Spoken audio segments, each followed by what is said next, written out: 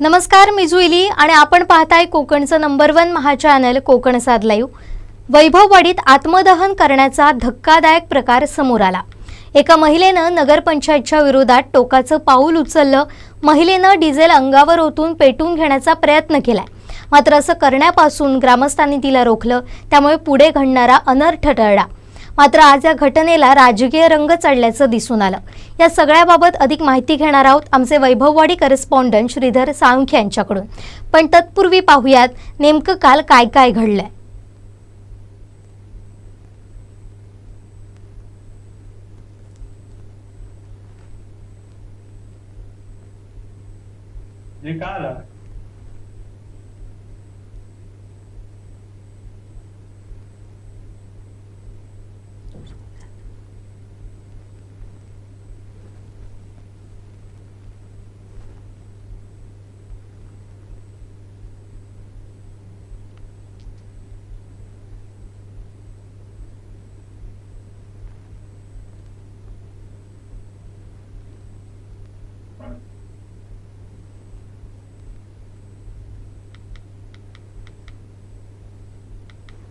तर हे आपण एक्सक्लुसिव्ह व्हिडिओ पाहिले।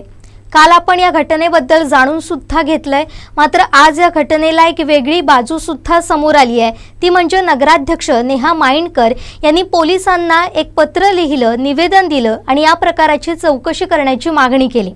पण सुरुवातीला जाणून घेऊया त्या महिलेनं आत्मदहन करण्याचा का निर्णय घेतलाय, तो नेमका घटनाक्रम काय आहे। श्रीधरजी, मी आपल्याकडे येते। नेमकं काल काय काय घडलं होतं? जुईली, नक्कीच कालची घटना ही वैभववाडी तालुक्यात एक खळबळ उडवणारी घटना होती। वैभववाडी तालुक्यातील जो स्टॉलचा विषय आहे तो गेली 1.5-2 वर्ष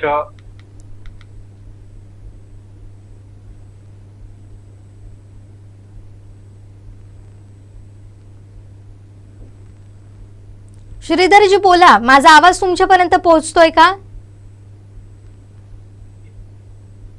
श्रीधरजी, माझा आवाज तुमच्यापर्यंत पोहोचतोय का?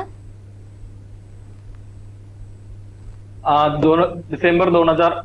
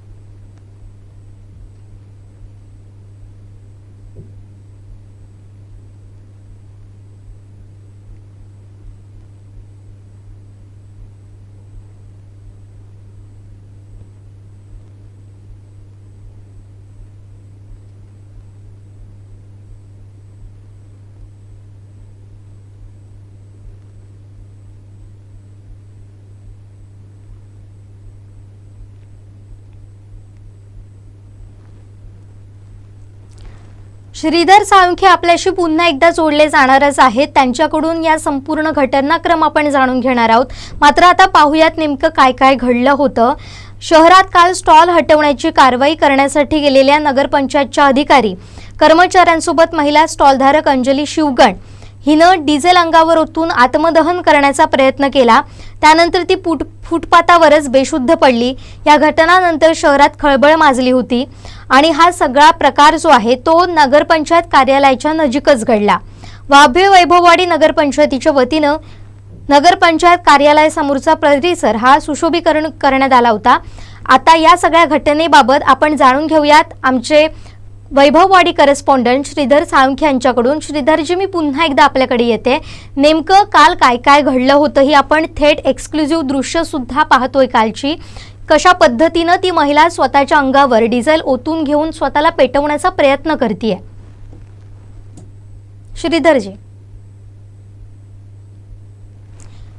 श्रीधरजी, आपण म्यूटवर आहात।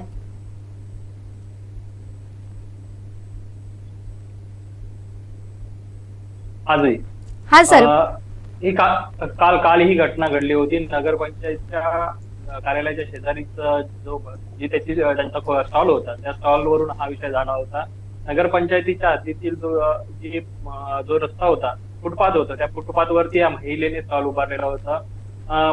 आपण जर पाहिलं त्याची पार्श्वभूमी जर पाहिली तर हा 2022 पासूनचा हा विषय आहे की डिसेंबर अखेरला नगरपंचायतीने घरातील स्टॉल हटाव मोहीम हातात घेतली होती आणि प्रत्यक्ष त्याची फेब्रुवारी 2023 मध्ये अंमलबजावणी केली होती. शहरातील सगळे अनधिकृत स्टॉल होते, ते स्टॉल सगळे हटवले होते. त्यानंतर हा जो विषय होता स्टॉल धारकाचा, बरेचसे स्टॉल धारक त्याच्यानंतर वेगवेगळ्या जागांमध्ये स्थलांतरित झाले. मात्र काही जे होते त्यांनी पुन्हा या नगरपंचायतीच्या जागांमध्ये किंवा शासकीय जागांमध्ये स्टॉल उभारले होते. त्यापैकीच यांचा शिवगण यांचा जो स्टॉल होता तो या नगरपंचायतीने सुशोभीकरण केलेलं जे फुटपाथ आहे, आधार भिंत आहे जी नगरपंचायतीच्या कार्यालयाच्या समोर आहे, त्या ठिकाणी लावलेली स्टॉल लावलेला होता. आणि त्या संदर्भात नगरपंचायतीने त्यांना रिक्तर ज्या शिवगण आहेत त्यांना नोटीस देखील दिली होती की आपण जो तुमचा संबंधित स्टॉल आहे तो स्टॉल काढून टाकण्यात यावा, अन्यथा आपल्यावरती कारवाई करण्यात येईल. मात्र शिवगण यांनी तो स्टॉल हटवला नव्हता आणि त्यामुळे त्यांचा जो हा स्टॉल हटवण्यासाठी काल सायंकाळी नगरपंचायतीचे कर्मचारी आहेत ते 4:15च्या दरम्यान त्या स्टॉल जवळ पोहोचले. त्यांनी जी या शिवगण यांची जी शिवण मशीन यंत्र होतं ते उचलून नगरपंचायतीच्या कार्यालयात नेलं. त्याच्यानंतर त्या शिवगण आहेत त्या आक्रमक झाल्या. त्यांनी म्हणजे नगरपंचायतीच्या कर्मचाऱ्यांबरोबर वाद देखील घालण्याचा प्रयत्न केला. माझी शिवण मशीन नेली आहे ती तुम्ही माझ्या परत ताब्यात द्या. आणि त्यांच्यावर वाद सुरू असतानाच तिने जे आपल्या स्टॉलमध्ये असलेलं डिझेल जी बॉटल होती ती अंगावर ओतून घेऊन एक आत्मदहनाचा प्रयत्न केला. मात्र तिथे स्थानिक नागरिक असतील त्यांनी तिला अटकाव केला, त्यामुळे मोठा जो अनर्थ होता तो टळला. अशा हा कालचा घटनाक्रम आहे. बरोबर या घटनेत बरोबर. नगराध्यक्ष नेहा माहिणकर यांनी आज पोलिसांना निवेदन दिलंय आणि यातून त्यांनी विरोधकांवर आरोप सुद्धा केलेत. या प्रकाराच्या चौकशीची मागणी देखील केली आहे. नगराध्यक्षांचा नेमका आरोप काय आहे आणि त्यांनी पोलिसांना कशा संदर्भात ही चौकशी करण्याची मागणी केली आहे? नक्कीच स्टॉलला हा विषयावरती आपण बघितलं तर मोठं राजकारण वैभवडीत रंगलं होतं. अगदी ज्यावेळी स्टॉल हटाव मोहीम राबवली होती त्यावेळी देखील सत्ताधारी विरोधक एकमेकांसमोर ठाकले होते. सत्ताधाऱ्यांनी विरोधकांवरती आरोप केले होते की ज्यावेळी स्टॉल हटवायचा जो ठराव घेतला होता त्याला सर्व नगरसेवकांची संमती होती. मात्र प्रत्यक्षात ज्यावेळी स्टॉल हटवण्यात आले त्यावेळी विरोधकांनी वेगळी भूमिका घेतली होती. त्यावेळी देखील राजकारण झालं होतं आणि आज देखील आपण पाहिलं तर कालच्या ज्या घटनेनंतर त्याला वेगळा एक रंग, आता राजकीय रंग आलेला आहे. ज्या महिलेने काल आत्मदहनाचा प्रयत्न केला त्याच वेळी तिथे जे ठाकरे सेनेचे स्वीकृत नगरसेवक आहेत मनोज सावंत हे त्या घटनास्थळी होते आणि या घटनेवरून आता सत्ताधाऱ्यांनी विरोधकांना लक्ष केलेलं आहे. त्यांनी पोलिसांना एक निवेदन दिलं नगराध्यक्षांनी की ही जी घटना आहे ही घटना कुठेतरी संशयास्पद आहे, हा पूर्वनियोजित कट आहे आणि याला विरोधकांची साथ आहे असं पत्र आहे ते पोलीस निरीक्षकांना दिले आणि याची संपूर्ण चौकशी व्हावी असं त्यांनी या पत्रात म्हटलेलं आहे. त्यांच्या पत्रातील सगळ्यात महत्वाचे मुद्दे म्हणजे आहेत की जी सदर महिला आहे ती एवढं टोकाचं पाऊल उचलण्याचं तिचं उचलू शकत नाही. हिला कोणाची तरी फूस आहे आणि ही फूस विरोधी गटाकडून करण्यात आलेली आहे त्यांचा संशय आहे. त्याचबरोबर या महिलेला जे डिझेल तिच्याकडे उपलब्ध झालं ते कोणी दिलं, ते कोणी आणून दिलं याची चौकशी व्हावी. सीसीटीव्ही शहरात आहे ते सीसीटीव्हीच्या माध्यमातून तिच्यापर्यंत डिझेल कोणी पुरवले, कारण त्यात ह्या पत्रामध्ये एक मुद्दा देखील नमूद केलेला आहे की वैभववाडी शहरात असलेल्या पेट्रोल पंपांवरून बॉटलमध्ये डिझेल असं पुरवठा होत नाही. मग ह्या महिलेला दिलेला कोणी हे डिझेल पुरवलं आहे त्याची चौकशी व्हावी. त्याचबरोबर त्या घटनास्थळी मनोज सावंत म्हणून जे स्वीकृत नगरसेवक होते त्यांचा आणि या महिलेचं काही संभाषण झालं आहे का, त्यांचे कॉल डिटेल्स तपासले जावे असे मुद्दे त्यांनी याच्यात पत्रात म्हटलेले आहे. आणि एक सत्ताधाऱ्यांनी विरोधकांवर एक आरोप केलेला आहे की आम्हाला नगरपंचायतीला बदनाम करण्यासाठी हा विरोधकांनी डाव देखील आखलेला आहे आणि त्यांचा याच्यात या घटनेत हात असण्याची शक्यता आहे असा आरोप देखील केलेला आहे. त्यामुळे आता जर आपण पाहिलं तर सत्ताधारी आणि विरोधक हा आता पुन्हा परत एक वाद याच्यात रंगण्याची शक्यता अधिक आहे. बरोबर, याविषयी आपण अधिक बोलणारच आहोत. मात्र सुरुवातीला हे जाणून घेणं महत्त्वाचं आहे, स्टॉल धारकांची नेमकी भूमिका काय आहे, त्यांच्या नेमक्या मागण्या काय आहेत आणि प्रशासनाचं या संदर्भात म्हणणं काय, नेमका हा वाद कशामुळे उफाळून आला?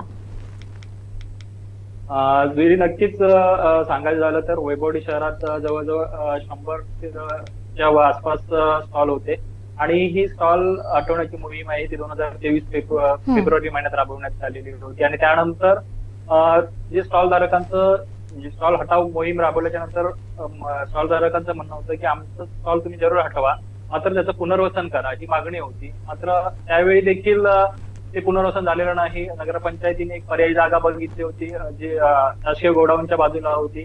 त्यावरती अर्ज थोडं बांधकाम देखील नगरपंचायतीने केलेलं होतं. मात्र ती जागा महसूलची असल्यामुळे महसूलने तिथे थेट नगरपंचायतीला नोटीस काढून तो जागेचा जो म्हणजे बरोबर त्यांना जागा करण्याचा जो हे होता विषय होता तो स्टॉप झाला. त्याच्यानंतर बरेचसे जे स्टॉलधारक आहेत वेगवेगळ्या ठिकाणी आपल्या जागा निश्चित हे करून भाड्याने घेऊन तिथे व्यवसाय सुरू केला. तर काही जे स्टॉलधारक आहेत ते मात्र विस्थापित झाले होते या घटनेनंतर. त्यामुळे हा जो विषय आहे तो गेले वर्ष 6 वर्ष हा वैभववाडी शहरातला आहे तो असाच रेंगाळत राहिलेला आहे.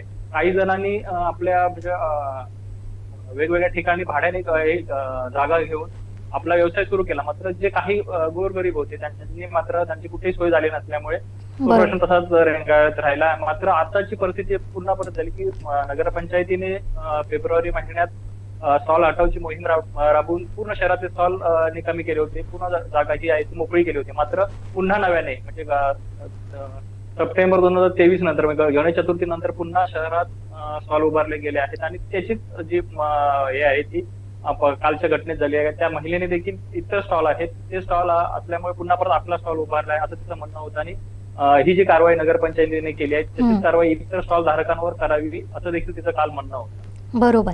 पण आता महत्त्वाचा मुद्दा आहे तो म्हणजे नगरपंचायतच्या स्टॉल हटाव मोहिमेविरोधात या अगोदर देखील अशाच पद्धतीचा प्रक्षोभ उसळला होता. त्यानंतर ही घडलेली घटना. इथं प्रशासन, लोकप्रतिनिधी आणि हे संबंधित स्टॉलधारक यांच्यात कुठेतरी समन्वय साधणं गरजेचं आहे. मात्र हे होताना का दिसत नाहीये? काय कारण असू शकतात? नक्कीच हा विषय महत्वाचा आहे की नगरपंचायत असेल, लोकप्रतिनिधी आणि स्टॉलधारक यांच्यात समन्वय होणं गरजेचं होतं. मात्र तो कुठेतरी झालेला नाही. कारण नगरपंचायतीच्या कडून त्यांना एक वेळ आश्वासन देखील दिलं होतं ज्यावेळी ही स्टॉल हटाव मोहीम राबवली होती त्यावेळी की तुमचं पुनर्वसन करण्यात येईल. मात्र ते कुठेतरी ठोस पद्धतीने झालं नसल्यामुळे ती एक नाराजी आहे. तो जो राग आहे तो स्टॉल धारकांचा ह्या लोकप्रतिनिधींवरती आहे, नगरपंचायत प्रशासनावरती आहे. आणि त्याचं हे चित्र आपण जे बघतोय ते काल या घटनेत दिसून येत आहे आपल्याला. बरोबर. धन्यवाद श्रीधरजी, आपण दिलेल्या सविस्तर माहितीसाठी. या संदर्भातले प्रत्येक अपडेट तुमच्याकडून असेच जाणून घेत राहणार आहोत. तर आपण या सगळ्या दृश्यातून पाहिलं आणि आमचे रिपोर्टर श्रीधर साळुंखे यांनी सांगितल्याप्रमाणे हा मोठा राग जो होता तो नगरपंचायत विरोधात आपल्याला दिसून आला. मात्र या प्रकाराला आता राजकीय रंग सुद्धा लागल्याचं आपल्याला पाहायला मिळतंय. मात्र असं जरी असलं तरी यावरून आता आरोप प्रत्यारोप होताना दिसत आहेत. मात्र स्टॉल धारकांचं म्हणणं समजून घेऊन कुठेतरी प्रशासनानं तोडगा काढणं देखील तेवढंच गरजेचं आहे. नाहीतर तुमच्या राजकारणात कधीतरी या सामान्यांचा जीव जाईल. आता इथंच थांबतोय. पाहत रहा कोकणचं नंबर 1 महा चॅनल कोकण सात लाईव्ह. धन्यवाद.